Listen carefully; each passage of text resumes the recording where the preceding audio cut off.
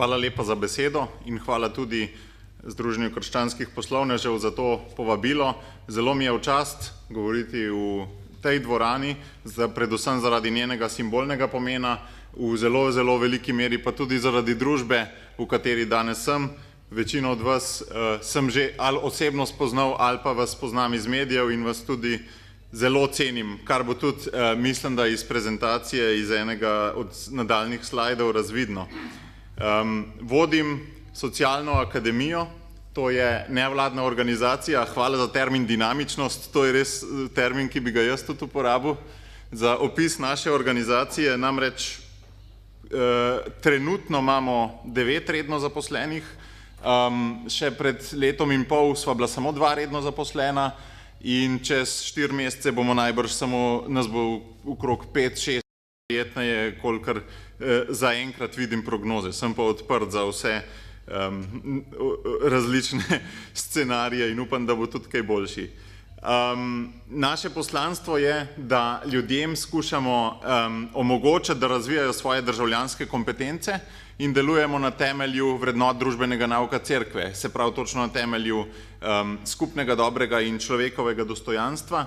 Nismo cerkvena organizacija, smo samostojen NGO, ki pa si je za svoj svetovni nazor, za razliko od nekaterih, ki svoj svetovni nazor raje skrivajo, ga mi pač deklarativno izbiramo v vrednotah družbenega nauka cerkve. Formalno smo bili ustanovljeni leta 2004, smo pa ena zanimiva mešanica redno zaposlenih, honorarnih sodelavcev, javnih delavcev in pa prostovoljcev, ki jih je pa seveda še največ. Naših 5 delovnih področij je vseživljenjsko učenje, multimedijski center, mladinsko delo, inkubator, v katerem podpiramo razne družbene pobude in pa kultura, ker je kultura temelj naše državnosti in naše identitete. Na vseh teh področjih, ki med sabo prepletajo, pravzaprav skušamo prihajati do ljudi in jim preko izobraževanj, preko knjig, preko posnetkov, videoposnetkov, tudi naša Tina je tamle, pomagati, da jim je možno da lahko te kompetence pridobijo. Še posebej pa je moja strast v inkubatorju, kjer sprejemamo družbene pobude in jim pomagajo, da napredujejo na višjo stopnjo razvitosti. Pravkar danes živimo predzadnji dan letošnjega socialnega tedna, ki ima naslov Skoči ven. Gre za 6. socialni teden, pobuda je nastala pred nekaj več kot 5 leti, zelo v ozkem krogu, zdaj pa združuje že 83 dogodkov, tale je eden od njih in njegovo poslanstvo je krepitev civilne družbe. Na Socialni akademiji namreč menimo, da je poleg javnega sektorja in družine obstaja še tretji sektor, za katerega se pa vendarle, če se v družini ne naredimo dovolj, se pa vsaj zavedamo, da je zelo pomembna. Medtem ko v Sloveniji o pomembnosti civilne družbe praktično zelo malo ljudi govori, pa čeprav najbrž soimenjak Matej potrdil, kako hrome so lahko politične stranke, če jih civilna družba od spodaj ne zalaga z raznimi študijami, idejami, plodnimi diskusijami. Ampak tista strast, ki mene žene v socialni teden, je ravno krepitev civilne družbe oziroma vzgoja novih mladih voditeljev, govorcev, aktivistov, ki se lahko skozi ta projekt učijo, promovirajo. Zakaj je to zame tako pomembno področje? Ravno zaradi tega, kar beremo v tej prvi knjižici, ki je bila danes prva obravnavana, torej o Evropi solidarnosti in odgovornosti. Ključno vprašanje, danes smo že govorili, da prihodnost je en sam velik vprašaj in ključno vprašanje po mojem je, tako kot tudi pravijo papeži v nekaterih poslanicah, kriza ni neko brezimno dejstvo, ki se nam je zgodilo, ampak je vedno posledica naših dejanj. In ključno vprašanje je, a bodo mlade generacije znale še naprej graditi Evropo solidarnosti in skupnega dobrega. Ali bojo znale prevzeti to odgovornost in imeti v sebi tisto kritično maso voditeljev, odgovornih voditeljev, ki bodo te ideje nosili naprej. Po svoje imam glede tega mešane občutke. Upanje mi daje izjava, da so mladi pokvarjeni, nespoštljivi, brezbrižni in da živijo v svojem svetu, ki sploh nima stika z realnostjo. Zakaj mi ta izjava daje upanje? zato ker jo je izrekel Aristotel, pa vendar mladi še vedno so takšni, torej je pravzaprav v redu, da so mladi vedno z vidika odraslih na nek način pokvarjeni, nespoštljivi, brezbrižni, živijo v svojem svetu, kajti so nosilci neke nove dobe, ki se radi razvoja pač nosi s seboj svoje značilnosti. Zato mi je pravzaprav všeč, da odrasli na mlade gledamo tako. Po drugi strani pa me skrbi, ko mi, ne vem, lokalni župnik reče, a veš, da mladinske skupine praktično ni več, ker ne čutijo niti malo potrebe po druženju fizičnem, samo preko elektronskih naprav, povezano z individualizmom, etičnim egoizmom. Potem, ko vidim, da že od naših generacij, pa sem bil jaz med najslabšimi pri telovadbi, so telesne sposobnosti mladostnikov upadle za približno 10% v nekaterih segmentih. In kam bo to, če to krivuljo ekstrapoliramo, vodilo? Potem, da je brezposelnost med mladimi tako velika, da pravzaprav zelo, zelo onemogoča doseganje njihove avtonomije, njihovega odraščanja in integriranja v družbo kot celoto. Poglejte te 4 točke na desni strani in pravzaprav boste videli, da se zelo, zelo pokrivajo z znameni časa, ki so zapisani v knjigi o poslanstvu krščanskega poslovneža. Tam omenjajo globalizacijo, komunikacijske tehnologije, financializacijo in pa širše kulturne spremembe, kot so individualizem, razbite družine in egoizem. Torej, točno to, kar mi očitamo mladim, je pravzaprav v tej knjigi prepoznano kot znamenja časa od nas vseh. Kdo pa je ustvaril ta svet? Mladi so samo produkt teh 4 znamen časa. Oni so svojo izkustvo živeli 15, 17, 19, 25 let in se niso imeli priložnosti nabrati drugih izkustev v svoj CV, kot pa so ta 4 znamenja časa. Morda prevod je utihno, a prehitro govorim. Ja. In vprašajmo se, a je čudno, zakaj ne vstopijo mladi danes v svet odraslih? Zakaj se doba odraščanja povečuje? Zakaj je bilo včasih, so bile točke odraščanja zgoščene v eno malo časovno okno? Si se poročil, si dobil službo, zaključil šolanje, dobil otroke in bilo vse skupaj. Potem so se začele točke odraščanja počasi razhajati. Si zaključil šolo, se še nisi poročil, še nisi imel stanovanja. Jaz sem bil v tej srednji slikci. 10 let je trajalo od tega, da sem dosegel prvo točko odraščanja, pa do tega, da sem dosegel ta zadnjo. In si bil kar nekje vmes. Ampak danes se nam pa dogaja to, čemur znanstveniki rečejo jojoizacija prehodov, torej jojo prehodi. Zakaj jojo? Zato, ker mladi odidejo v odraslost, za pol leta v tujino, pa se vrnejo nazaj. Odidejo živeti z nekim partnerjem, pa se vrnejo nazaj. In te prehodi, to je novo, niso več enosmerni, ampak so postali prehodi v odraslost, ampak so postali prehodi v odraslost dvosmerni.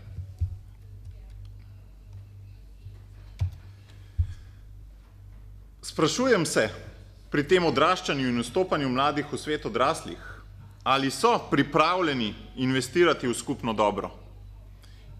In vedno, ko se sprašujemo mladih, a so pripravljeni investirati v skupno dobro, si jaz vedno postavim vprašanje, pa mi? Smo mi pripravljeni investirati v skupno dobro? Se na eni strani počutimo dovolj ljubljene, spoštovane od te skupnosti, da smo prejeli neke talente in smo pripravljeni te talente vračati nazaj skupnosti kot posamezniki? Za to dvorano jaz mislim, da smo pripravljeni, da vsi tukaj navzoči ogromno investiramo v skupno dobro.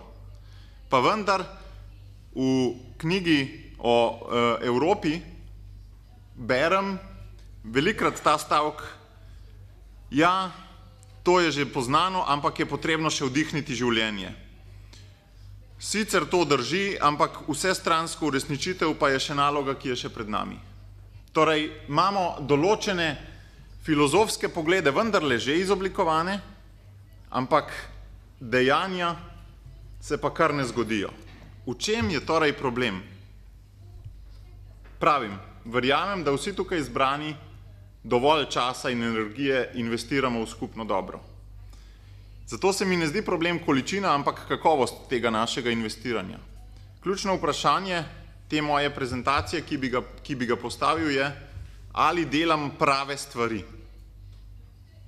Ali je to, da sem danes tukaj, prava stvar v mojem kontekstu ali ni. Ali je to, da grem jutri na zaključni seminar socialnega tedna, prava stvar ali ni. Poslanstvo krščanskega poslovneža, ta druga knjiga, omenja zlato tele, malikovanje, za katerega piše, da je lahko hlepenje zgolj po dobičku, ali pa da je tehnologija zgolj sama sebi namen, ali pa da gledamo samo na določene parametre in ne vidimo človeka. Pa naj mi bo za nekaj trenutkov še dovoljeno ostati v tej Mojzesovi zgodbi, ki se mi zdi zelo pomenljiva. Vsi poslovneži, tudi sam, kljub temu, da gre za nevladno organizacijo, sebe štejem mednje, si postavljamo različne vizije, različne obljubljene dežele. Kaj bo za nas tista obljubljena dežela? Ali je ta obljubljena dežela, ki sem si jo postavil, prava stvar ali ni? In moje osebno merilo za to pravo stvar ni bilo, doštudiral sem namreč računalništvo in brez problema sem programiral 12 ur na dan in mi je bilo to v veselje. Ampak ugotovil sem, da moja prava stvar ni to, da programiram po 12 ur na dan ali pa tudi po 8, ampak sem obljubljeno deželo videl drugje. In sem se pač odločil zamenjati kariero brez neke formalne študijske podlage. Zato, ker je bila obljubljena dežela tako močna. Menim pa, da ima vsaka obljubljena dežela en izvor. In izvor je goreči grm. Tam dobimo smerokaz, navodila za pot v obljubljeno deželo. Kaj so značilnosti gorečega grma? Značilnosti gorečega grma so, da gori, pa ne zgori. Torej, da je nekaj večnega, nekaj, kar nas pomirja, ker bo vedno trajalo. Torej, na neke trajne vrednote prisegati. Značilnost soočenja z gorečim grmom je, da se zgodi v puščavi. Torej, da se zgodi, ko ni veliko drugih stvari. Značilnost soočenja z gorečim grmom je, da se moraš sezuti, da postaneš občutljiv, senzibilen za vsak kamenček pod seboj. In značilnost je tudi, da se ti zgodi med čisto običajnim delom, da je dostopen vsakomur, tudi pastirju ovac.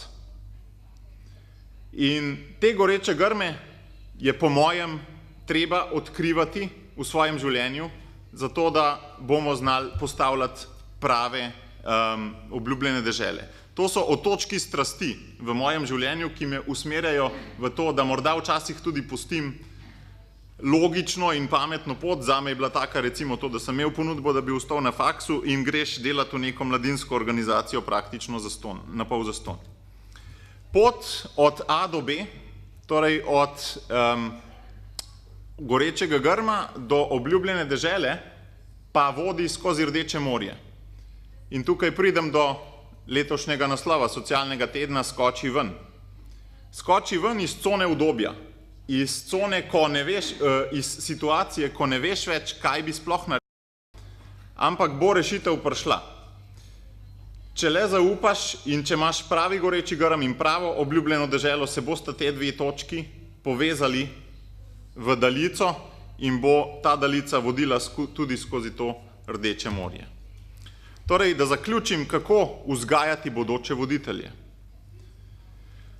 Beseda, ki jo kot starši ali pa mladinski delavci ali pa pedagogi izrečemo, ima po moje le 5% pomen. Mlade osebe vzgaja celotno okolje. Vsa izkustva, ki jih skozi vidne, čutne in druge dražljaje sprejmejo v svoje možganske celice. Ključno vprašanje se mi zdi, ali pri sebi in pri mladih prepoznavam edinstvene darove, ki so jim bili dani. Tiste edinstvene goreče grme, na socialnem tednu so rekli super moči. Poznate kakšnega otroka, ki je sposoben 6 ur delati nekaj, kar drugi niso sposobni niti pol ure. Vsak otrok ima kakšno tako super moč. Delam prave stvari. sem danes na pravem mestu in ali sem pripravljen za ta namen iti tudi iz svoje cone udobja, skočiti ven, iti skozi Rdeče morje.